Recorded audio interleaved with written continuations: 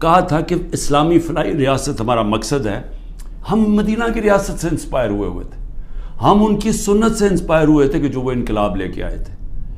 اور وہ جو انصاف ہے, یہ بار بار پلیز میری بات سن لیں, انصاف, سارے اللہ کے پیغمبر اس دنیا میں انصاف کی بات کرنے آئے تھے.